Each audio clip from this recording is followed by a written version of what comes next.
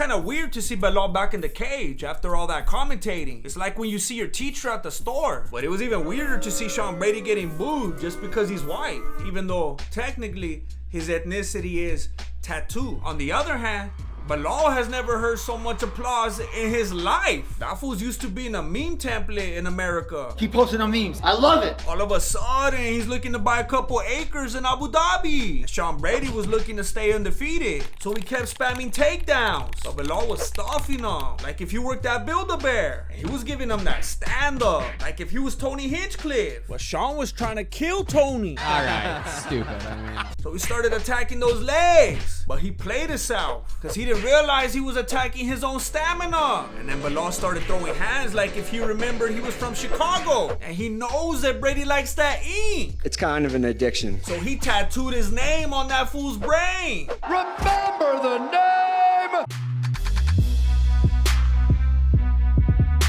Benil Dariush, aka the Middle Eastern McDreamy, reminded us of why they call him the Iranian pretzel. I couldn't tell where his body ends and his homies begins. That's how Gamrot ended up every time he tried to engage. He wanted to grapple, but Dariush was on that counter grappling game plan. And he was tying that fool up like a Boy Scout. He was giving him that tourniquet knot. Every time Gamrot would struggle, it would just get tighter. That's why they called Dariush the Iranian John Wayne Gacy. But Gamrot stuck to the game plan. And usually that's a good thing, but it was not in this case. And Dariush was on that fool like the casing on a Polish sausage, because that fool's Polish. But Gamrot was mistaken if he thought he only had to watch out for that grappling, because Dariush got hands. That's why they call him the Iranian handyman. Also, he's actually an Iranian handyman because Dana doesn't pay his fighters.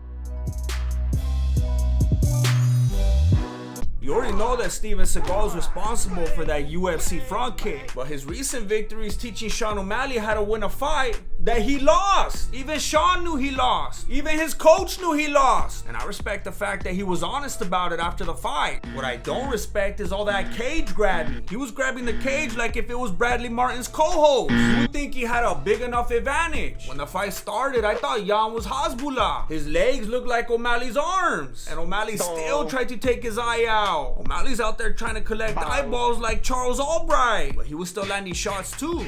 And he opened Jan up. Knee to the face. That fool's head was almost as red as O'Malley's. And they were trading evenly. But Jan took him down 6 times. And he had that control time. Jan was going at him with that Mexican style. I still don't believe that fool's Russian. He looks like my Tío Chicharo. And O'Malley looked like when my dog pees on my chanclas.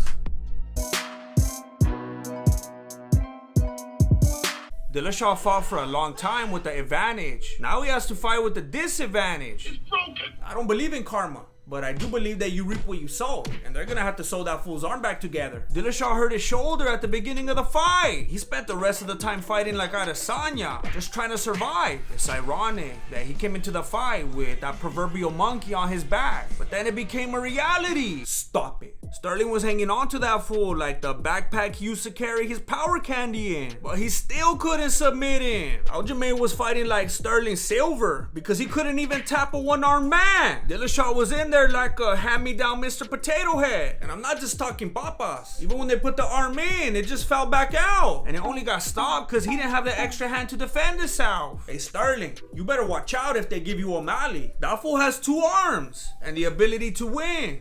Even when he loses. Even when I lose, I win. The champ has a name!